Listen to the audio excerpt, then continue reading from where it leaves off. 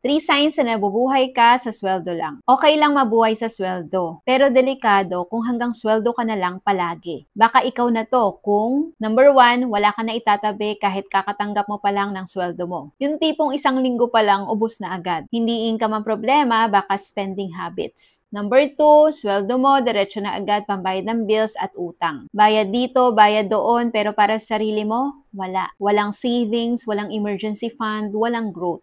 Number 3, laging ilang tulog na lang bago ang next sweldo. Ibig sabihin, araw-araw ay survival mode. Kung nakadepende ka sa next sahod, isipin mo paano kung biglang mawala yun. Ang goal natin dapat, hindi lang basta makasurvive, kundi makaipon, maka-invest, at makaangat sa buhay. Habang may kinikita ka pa, simulan mo na. Build your future, not just your bills. Kung gusto mo mas matuto pa sa tulong ng IMG, comment #ipon below for free coaching to know more about our financial literacy campaign. Retire early, live free, kayang-kaya basta may tamang gabay.